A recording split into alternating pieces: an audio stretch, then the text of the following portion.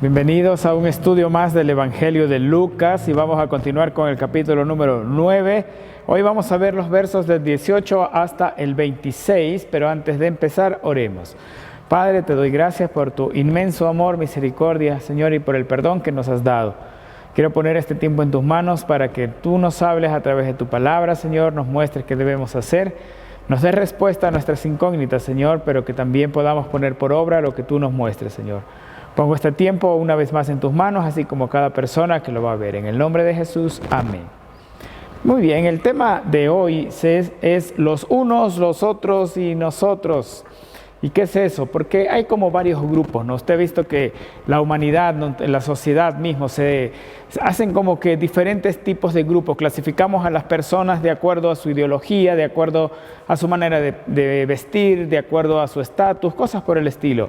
Y ahora vamos a ver una distinción, digamos, pero esta distinción no es en base a estatus, ni tampoco es en base a una forma de vestir, ni cosas semejantes, sino que esta distinción se da de acuerdo a cómo está nuestra fe delante de Dios. ¿Y por qué es necesario hacer esta distinción? Porque simplemente de la manera en que nuestra fe está afianzada en el Señor es como se va a traducir nuestra manera de actuar. Y es lo que nos va a determinar si estamos creciendo en la fe o si nos estamos estancando o si al contrario estamos retrocediendo. Y por eso necesitamos ver en qué lugar estamos nosotros mismos. Verso número 18. Aconteció que mientras Jesús oraba aparte, estaban con él los discípulos y les preguntó diciendo: ¿quién dice la gente que soy yo? La escena empieza con un Jesús orando y el Evangelio de Lucas le da mucho énfasis al tema de la oración. Y es importante porque para la vida de todo creyente es una cosa sumamente, no solo importante, sino también imprescindible. La oración es básicamente como la comida del cristiano, aquellas cosas que necesitamos tener todos los días, en todo momento. Recuerda que la Biblia dice: orad sin cesar. Pero la escena está de esta manera, ¿no? La escena está Jesús orando y la parte en que comienza a preguntar Jesús ocurre después de la oración. Y eso también nos da algo importante, que durante el tiempo de la oración, durante el tiempo en que se ha estado haciendo estas peticiones que estaba haciendo el Señor hacia su Padre Celestial, entonces durante esas peticiones, Él tuvo que terminar ese tiempo primero para poder hacer lo demás, que consistía en poder enseñar a los discípulos algo. Y Él da la iniciativa, Él toma la iniciativa poniendo una pregunta hacia los demás. Y la pregunta es: ¿quién dice la gente que soy yo? Y esa es la misma pregunta que nos hacemos a nosotros mismos. ¿Qué es lo que la gente piensa de Jesús? O de pronto pensamos: ¿qué es lo que la gente piensa de mí mismo? ¿Qué es lo que la gente cree de mi forma de actuar, de mi forma de pensar, de mi forma de vivir, etcétera, etcétera? Pero la pregunta entonces es: ¿quién es Jesús para ti? Esta es la pregunta que el Señor hace después de orar. ¿Quién es Él para tu vida? ¿Quién es Él para tu forma de vivir, para tu forma de pensar? Vamos a ver cuáles son las respuestas. Ellos respondieron, están en versos 19 y 20. Unos Juan el Bautista, otros Elías y otros que algún profeta de los antiguos ha resucitado. Y él les dijo: ¿y vosotros quién decís que soy? Entonces respondiendo Pedro dijo: el Cristo de Dios. Entonces aquí es cuando comenzamos a ver las diferencias entre los unos, los otros, hay otros más y también estamos nosotros. Y estas diferencias van a comenzar a partir de esta respuesta que los discípulos están dando hacia el mismo Señor Jesucristo. La respuesta de los discípulos es lo que va a determinar la diferencia entre los unos, los otros y nosotros. Y vamos a ver cuáles son aquellas respuestas. Para unos decían que era Juan el Bautista que había resucitado. ¿Y de dónde salió la idea de que Juan el Bautista había resucitado? ¿Dónde salió esta idea de que Jesús era él? Esto simplemente lo había dicho Herodes Antipas. Usted recordará en Lucas este mismo capítulo, pero muchos versos más arriba, en el verso número 7. Esta era la forma que pensaba este hombre, este gobernante. Estos unos son aquellos que repiten lo que otros dicen sin detenerse a pensar si es verdad o no es verdad. Porque sabemos que no era Juan el Bautista, era el Señor Jesucristo, el Hijo de Dios. Entonces ellos solo repiten esto, sí, yo repito lo que otro dijo, y a veces nos pasa lo mismo, ¿no? Alguien repite algo, escuchamos a alguien decir, aquí la Biblia dice tal cosa, y de pronto la Biblia ni siquiera lo dice, y nosotros simplemente lo repetimos como un loro sin detenernos a pensar o a comprobar si aquella cosa es verdad o no lo es. ¿Quiénes eran nosotros? Hay otras respuestas. Otros dicen que era Elías. Lucas recoge otra creencia popular del momento. La gente de Israel sabía de que estaba escrito de que el profeta Elías iba a regresar para preparar el camino para el Señor. Y entonces algunos querían estas creencias supersticiosas aparte de Jesús, pero estaban mirando a Elías de una forma diferente a como la Biblia dice. Y ellos estaban mezclando las creencias judías, religiosas de su momento, con cosas que eran incluso supersticiones o místicas. Entonces a veces también nos pasa lo mismo. Creemos por un lado en Dios, pero al mismo tiempo mezclamos esas creencias en Dios con otras cosas más místicas, supersticiosas y cosas semejantes. Pero no debería ser así, ¿verdad? Entonces los unos repiten como loro lo que otros dicen. Y estos son los que creen en Jesús. Sin embargo, cuando creen en Él, no creen de la manera en que está en la Biblia, sino que lo creen mezclando con supersticiones incluso. Hay otro grupo de otros que dijeron simplemente a alguno de los profetas antiguos que resucitado, sin poder decir fue él o fue tal persona, sino una definición mucho más vaga. Estos son los que definitivamente a ciencia cierta no saben quién es Jesús y no saben dónde están parados en su fe. No saben en quién mismo van a creer, no saben cuál es la verdadera forma esencial de lo que es el Evangelio. A veces creemos que el Evangelio es simplemente pedirle a Jesús que nos ayude a apagar los incendios que nosotros mismos creamos, pero olvidamos el tema de la salvación, olvidamos el tema de que Jesús vino a morir por nosotros, o nos enfocamos en que Dios cumpla nuestros deseos, nuestros sueños, pero olvidamos la parte de toma su cruz y sígueme. Son aquellos que simplemente no tienen mucha idea de dónde están parados.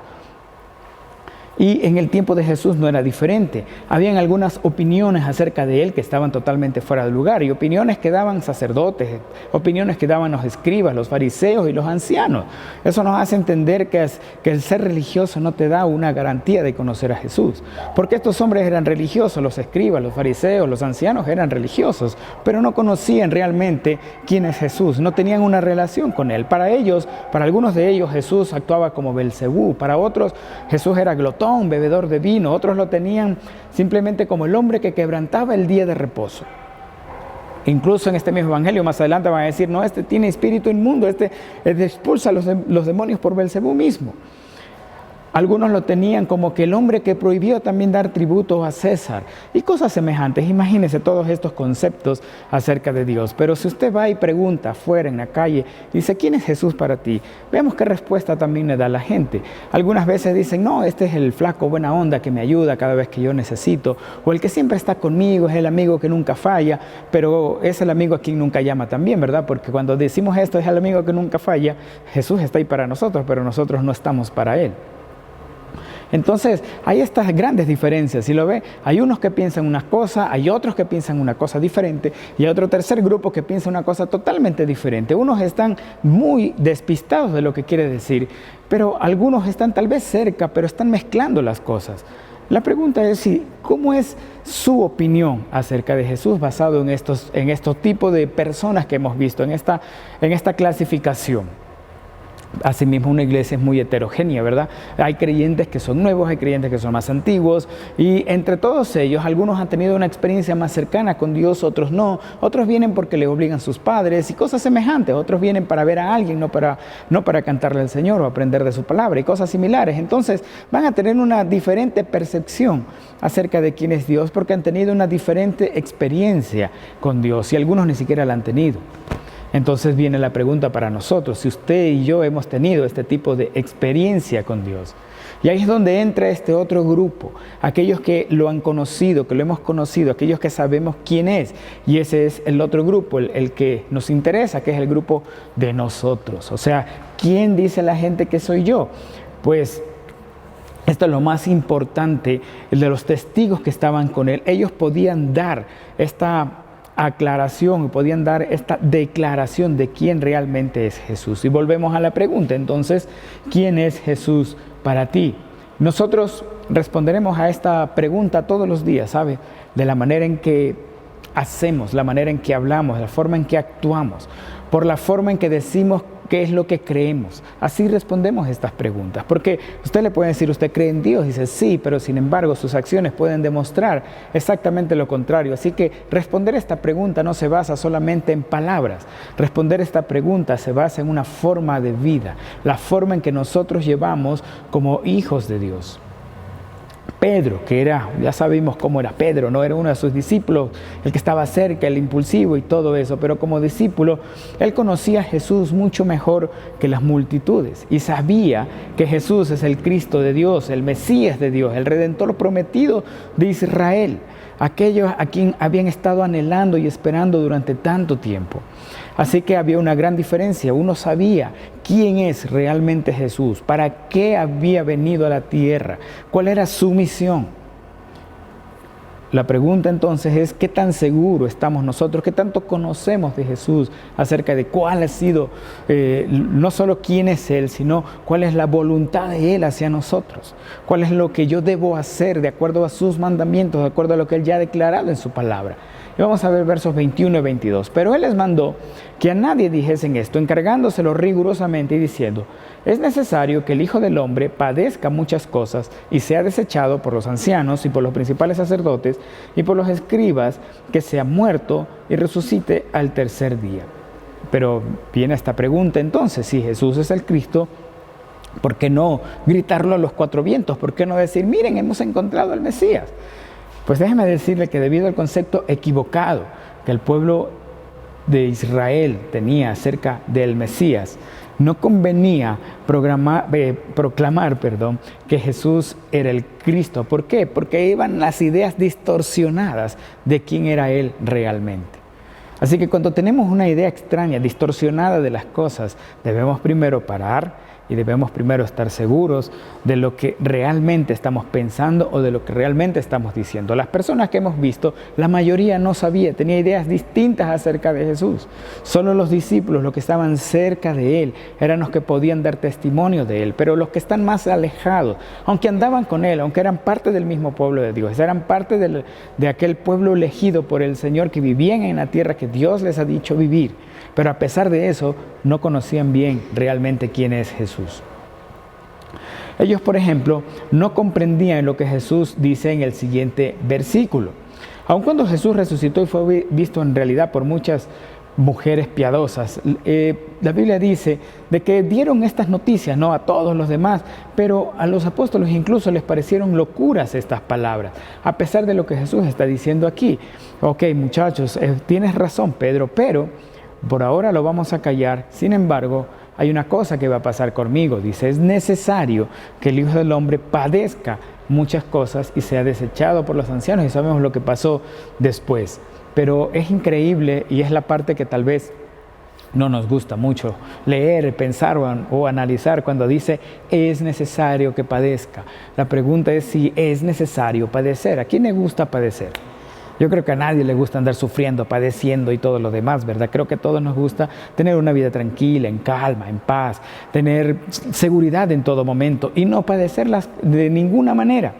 Pero ¿será que es necesario poder padecer? Vamos a ver qué dice. Primera de Pedro 6, capítulo 1, versos 6 y 7, en lo cual vosotros os alegráis, aunque ahora por un poco de tiempo, si es necesario, tengáis que ser afligidos en diversas pruebas, para que sea sometida a prueba vuestra fe, mucho más preciosa que el oro, el cual, aunque perecedero, se prueba con fuego, sea hallada en alabanza y gloria y honra cuando sea manifestado Jesucristo. ¿Qué es lo que dice la Biblia? Que es necesario que el creyente también pase por diversas pruebas. ¿Y por qué? Pues aquí está diciendo, para que la fe que tenemos sea puesta a prueba, salga más preciosa que el oro, que realmente nuestra fe se pueda manifestar, para que pueda nuestra fe seguir creciendo. A veces las pruebas quieren como que desanimarnos y todo, pero cuando vemos versículos como estos, nos hace entender que las pruebas son necesarias, son parte del aprendizaje de un cristiano, son parte de su aprendizaje, del mío. ¿Quién no ha tenido alguna prueba alguna vez? ¿Qué hombre o mujer cristiano no ha tenido alguna prueba? Sin embargo, cuando ha pasado la prueba, cuando la ha superado, ¿cómo se siente?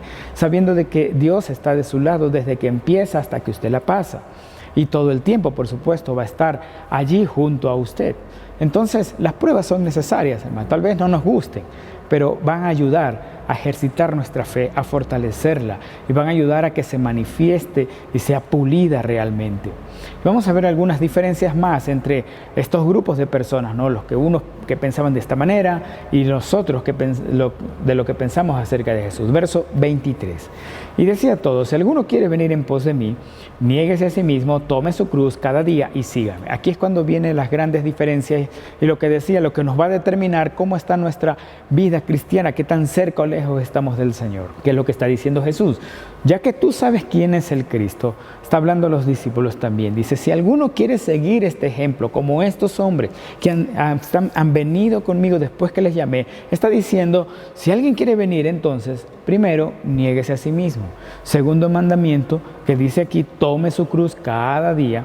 Y luego, por último, entonces, sígame. ¿Y qué significan estas tres cosas? Y esta es la parte que a veces decimos, sí, o sea, queremos seguir a Jesús, pero nos cuesta negarnos a nosotros mismos, por ejemplo. ¿Qué es negarse a nosotros mismos? Jesús no está pidiendo primero que nos odiemos a nosotros mismos, ¿no? No debemos vivir de una forma autónoma, tomando nuestras decisiones y desechando a Dios.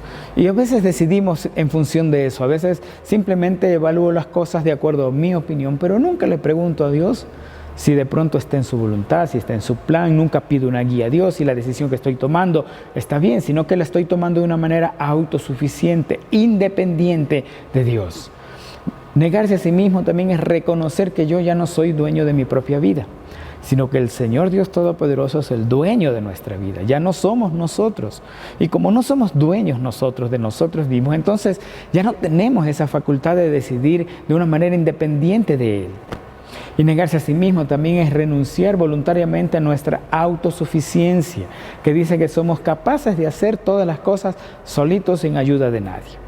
Como seres sociales y como equipo, como familia, sí, es necesario hacer cosas juntos, pero estamos hablando de que no somos autosuficientes, sino dependientes del Señor. Por ejemplo, cuando sabemos que estamos renunciando a nosotros mismos, ¿cómo lo podemos evidenciar?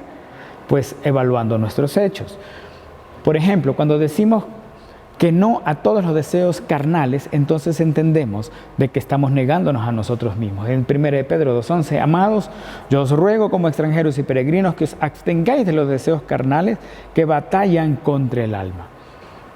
Este es un mandamiento en la Biblia, ¿verdad? Es una cosa que está en el apóstol Pedro, lo escribe para nosotros mismos también. ¿Sabes qué? Si estás negándote a ti mismo, entonces también estás negando esos deseos carnales que están batallando contra tu alma.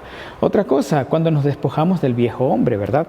En Romanos 6 y 7 dice, sabiendo esto, que nuestro viejo hombre fue crucificado juntamente con él, para que el cuerpo del pecado sea destruido, a fin de que no sirvamos más al pecado, porque el que ha muerto ha sido justificado del pecado. O sea, el viejo hombre ya está enterrado, está muerto, enterrado 1000 metros bajo tierra y ya no va a volver a salir. A veces ese viejo hombre nos sale cuando nos enojamos, ¿no? O cuando queremos tomar justicia por nuestras propias manos y cosas por el estilo. La Biblia dice, negarse a sí mismo también es entonces que ese viejo hombre se quede enterrado. También es cuando rechazamos esa misma manera de vivir antigua, pasada, que tiene que ver con esto del viejo hombre. Efesios 4, 22 y 24 dice, en cuanto a la pasada manera de vivir, despojaos del viejo hombre que está viciado, conforme a los deseos engañosos y renovaos en el espíritu de vuestra mente y vestidos del nuevo hombre creado según Dios en la justicia y santidad de la verdad. Aquí está el contraste, ¿verdad? Está diciendo, la forma de vivir antigua, engañosa, en el pecado, ya no tiene que ver más. Ahora es una forma de vivir en santidad y en justicia. ¿Y cómo podemos hacer eso? Aquí dice, despójate del viejo hombre. Hay veces en que nosotros podemos recordar algo del pasado, cuando aún no nos convertíamos, pero hay la forma, ¿no?, en que lo recordamos. Podemos recordar en, terrible, yo hice eso. ¿Cómo puede ser? Dios, gracias por perdonarme. O podemos recordarlo de otra manera. Qué tiempos aquellos. ¿En cuál de las dos cree que estoy renunciando al viejo hombre? Es evidente, ¿verdad? Entonces hay que ver también, analizarnos a nosotros mismos, cómo añoramos o no añoramos esa antigua manera de vivir. También nos negamos a nosotros mismos cuando obedecemos los mandamientos de Dios por amor. Juan 14, 23 y 24, respondió Jesús y le dijo: el que me ama, mi palabra guardará, y mi Padre le amará, y vendremos a Él, y haremos morada con Él. Y el que no me ama, no guarda mi palabra, y la palabra que habéis oído no es mía, sino del Padre que me envió. Le dice de que obedecemos a Jesús por amor a Dios, por amor a Él. Y negarse a sí mismo significa también que ese amor estoy entregándolo de manera voluntaria ante Jesús y estoy obedeciendo su palabra. Muchas veces obedecer la palabra no me va a retar a dejar de hacer lo que yo quiero y voy a tener que hacer lo que Dios quiere. Y otra forma de evaluar si estamos negándonos a nosotros mismos. La siguiente cosa es: tome su cruz y sígame. Y con cruz no me refiero a la suegra, por si acaso, no tiene nada que ver con eso. Pero ¿qué es lo que está diciendo Jesús con esto de tome su cruz cada día? Es estar dispuesto a morir, a dejarlo todo con el fin de seguir a Jesús. Es como decir, morir a mí mismo. Esto se le llama una entrega total o una entrega absoluta. Eso es lo que significa en la antigüedad, pues cuando Jesús, en los tiempos de Jesús, los condenados a muerte cargaban la cruz, pero ellos la cargaban sabiendo de que iban a morir. Si usted veía a alguien cargando su cruz, significa este hombre va a morir.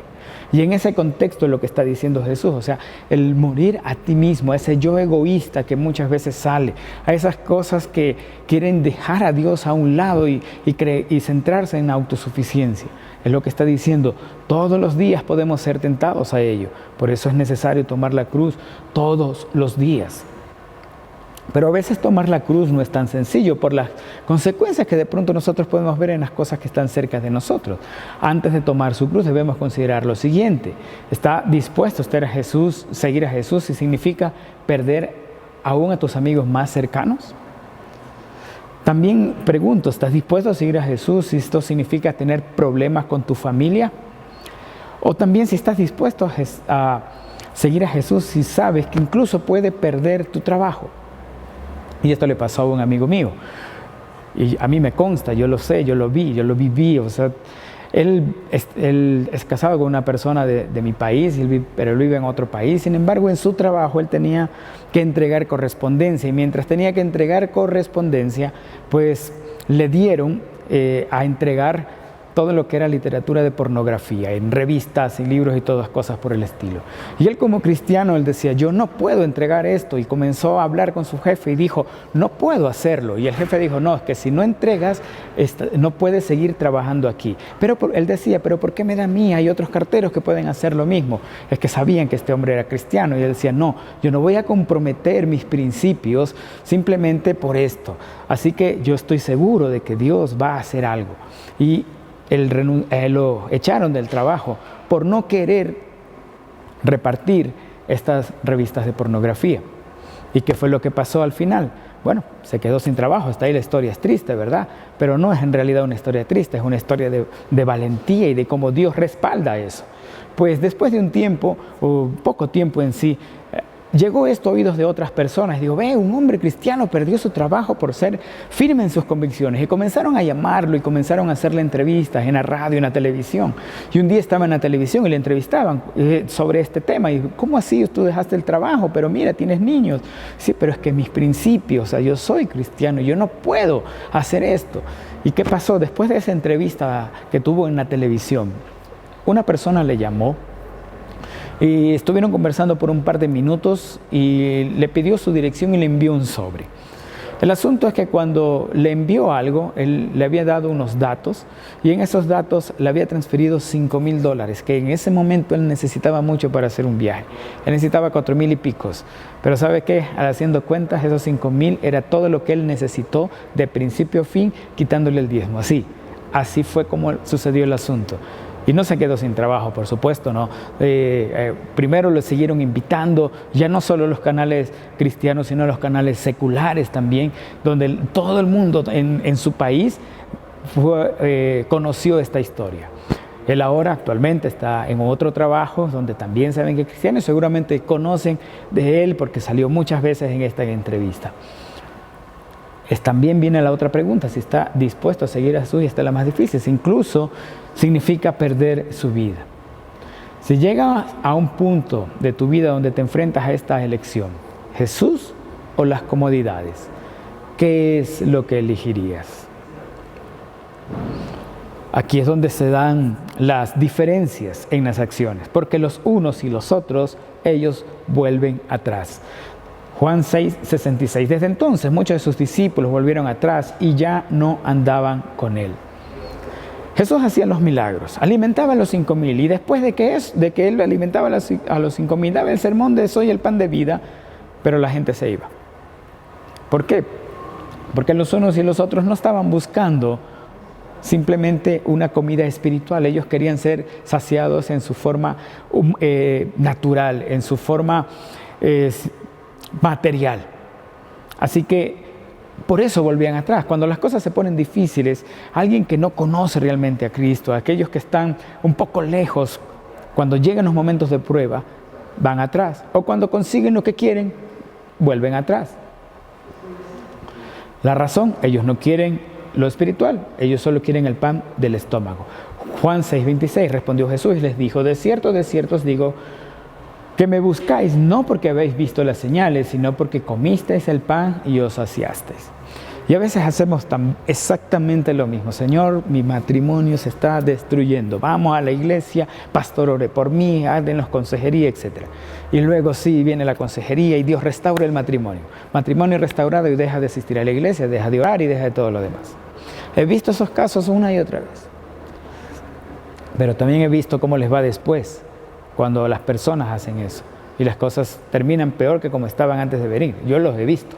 No digo que eso va a pasar en todos, pero es las cosas que he visto que han pasado.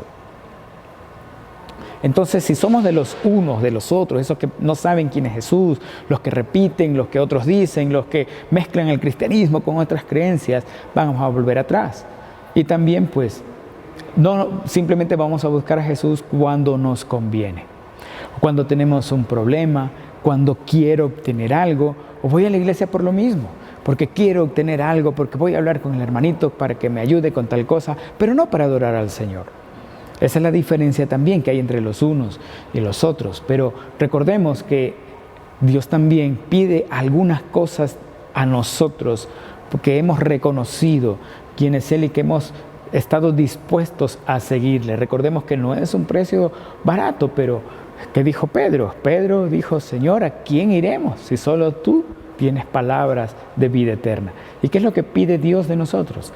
En Juan 6, 28, 29 dice, entonces les dijeron, ¿qué debemos hacer para poner en práctica las obras de Dios? Respondió Jesús y les dijo, esta es la obra de Dios, que creáis en el que Él ha enviado. Mire qué fácil empieza. Cree en Jesús. Luego, ¿qué dice en Miqueas 6:8? Hombre, Él te ha declarado lo que es bueno. ¿Y qué pide Jehová de ti? Solamente hacer justicia y amar misericordia y humillarte ante tu Dios. Pero es que no hay una enorme lista. A veces nos presentan el cristianismo como una lista de prohibiciones. Pero no es eso. Mire qué es lo que dice aquí. Haga justicia, o sea, actúe de una manera justa hacia los demás. Trátalo de la manera en que tú quieres ser tratado. También dice amar misericordia, o sea, no solo muestras misericordia, sino que ama el mostrarla, ama el hacer algo por los demás. Y también humillarte ante tu Dios. ¿Cómo es eso? Pues recuerda quién es uno, quién eres tú, quién soy yo y quién es Dios. ¿Cuál es la posición que nosotros tenemos versus lo que es Dios? Y a veces queremos como que reducirle a Dios a una cosa humana cuando nosotros le damos orden. Pero Señor, te exijo tal cosa, o no aceptamos un no como respuesta y cosas por el estilo. No, humillarse ante Dios es reconocer que Él es el que toma la decisión y no nosotros. Verso 24 entonces de Lucas 9, porque todo el que quiera salvar su vida la perderá, y todo el que pierda su vida por causa de mí, ésta la salvará. Aquí es como que, a ver, ¿cómo es esto? Pierdo y gano, ¿qué mismo? Yo quiero ganar y ganar, pero no hay cómo. Aquí dice que si pierdes una casa, ganas otra, y viceversa. Así que las matemáticas de Dios son un poco complicadas, tal vez en palabras, pero no es tan complicado en acciones. Cuando uno planta una semilla, por ejemplo, tiene que esperar a que ésta perezca, muera y ahí está enterrada. Entonces ahí recién se libera lo que va a ser, la planta que va a ser. Lo que está diciendo Jesús es, ok, si tú quieres salvar tu vida, o sea, si tú quieres pensar de una manera en que te vas a ver solamente para ti, esto es para mí, para mí, para mí, solamente las cosas para ti, y dejas a un lado al Señor en tus decisiones, pues en realidad no estás salvando tu vida, la estás perdiendo. Pero si al revés, dejas de preocuparte por tu vida y te preocupas por el Señor, lo que en realidad estás haciendo es salvar tu vida. Y esto es cuestión de prioridades. ¿Cuáles serían las de nosotros, verdad? Verso 25. Pues ¿qué aprovecha el hombre si gana todo el mundo y se destruye o se pierde a sí mismo? A veces nosotros estamos tan afanados en encontrar una forma de vida que nos satisfaga a nosotros mismos, que aunque podamos tener éxito en las cosas materiales y mundanas, descuidamos la vida espiritual. Y dígame, ¿qué son 70 años de la vida promedio de una persona con la eternidad en el infierno? ¿De qué sirve a X millonario tener todo el dinero del mundo, pero estar condenado en el infierno? A veces también le digo a los matrimonios, o sea, pero si usted tiene un problema, la verdadera cosa que va a hacer que su problema cambie, mejore, es Jesús en sus vidas, no los métodos, sino Jesús en la vida de ese matrimonio, en la suya, en la del esposo, en la de la esposa, en la de sus hijos. Porque a veces las personas simplemente quieren vivir un matrimonio feliz, pero ¿de qué les sirve un matrimonio feliz de 30, 40 años y pasar el resto de la eternidad en el infierno? ¿Qué prefiere usted? Esta vida es corta.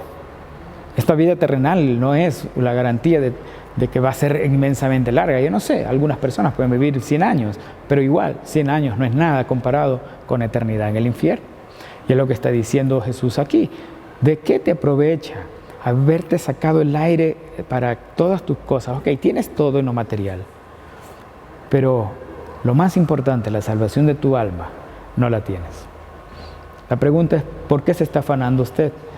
¿Solamente por las cosas materiales o realmente está poniendo la importancia a las cosas del Señor? Y lo último que dice es, sígueme. ¿Qué es eso de seguir? Seguir a Jesús significa esforzarse por ser como Él. También significa que Él es el jefe, así de simple. Quien decide es el Señor. Seguir a Cristo es permitir que el Espíritu Santo tome control de cada área de nuestras vidas. Y esa es la parte que a veces no queremos, ¿verdad? Queremos que Dios cambie. Mire, Señor, ya no quiero ser alcohólico, pero no queremos dejar de ser mentirosos, por ejemplo. A veces queremos dejar una cosa y no dejar otra, pero Dios a veces quiere transformar por completo tu vida, porque tal vez muchas de las cosas, y no solo una o dos las que necesitan cambio, sino que el Espíritu Santo va a trabajar en todas las áreas de tu vida. Y cuando seguimos a Cristo es permitir de que Él haga esto. Y no somos salvos por las cosas que hacemos para Cristo, sino por lo que Él ha hecho por nosotros.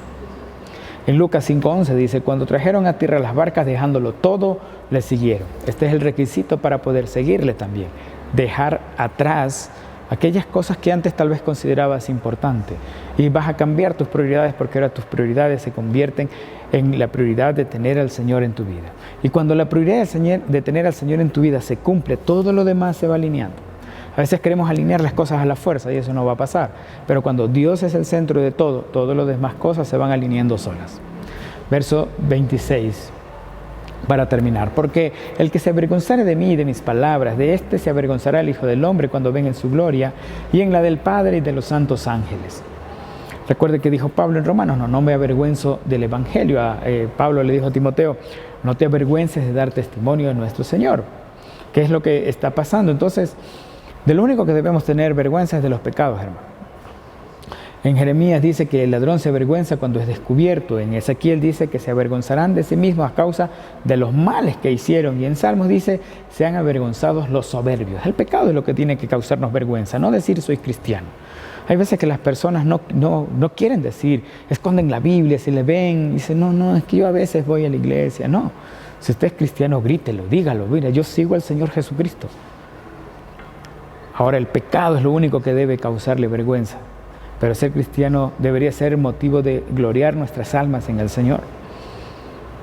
Así que no debemos tener vergüenza de ser cristianos. Somos miembros de la iglesia de Cristo, y aunque otros le critiquen, hablen mal de usted, se burlen, etc., recuerde de que es mejor tener al Señor de nuestro lado que ganarse al mundo. ¿Qué dice? ¿De qué le sirve al hombre ganar al mundo si pierde su alma? Valore más su alma, valore su relación con el Señor. Ya no sea como los unos, los otros, que no saben qué son, qué cosas mismos son, que repiten como loros, o que simplemente no saben quién mismo es Jesús, o como dijimos, o mezclan las creencias. ¿En qué grupo está usted? ¿Y quién es Dios para usted? Conclusión: Jesucristo nos invita a seguirle, pero dejando atrás nuestro yo. Negarse a sí mismo es renunciar a lo que nosotros queremos para dar paso a lo que Él quiere. Solo si voluntariamente tomas tu cruz, puedes ser llamado discípulo del Señor. Tomar la cruz cada día requiere esfuerzo, disciplina y tener las prioridades muy claras. Tomar la cruz cada día también es permanecer en Dios, sabiendo que mi yo carnal debe morir. Y la recompensa de negarnos a nosotros mismos, de tomar la cruz y de seguirle realmente vale la pena. Oremos. Padre, te doy gracias por tu palabra, Señor. Gracias por esta oportunidad que nos has dado y privilegio de poder estudiarla. Señor, te pedimos de que podamos vivir siempre en este grupo del que te seguimos, Señor, de este grupo donde no nos apartamos a pesar de las circunstancias, mi Dios, de estos que no simplemente no repetimos como loros lo que otros dicen de ti, sino que tenemos una relación contigo. Ayúdanos a que cada día podamos fortalecerla, Señor, que cada día pueda ir creciendo y conocerte más y más, mi Dios, y asimismo conocer tu palabra, tus mandamientos y ponerlos por obra. Bendice también a cada persona que ha visto este video, Señor, en el nombre de Jesús. Amén. Muchas gracias, que Dios les bendiga y comparta.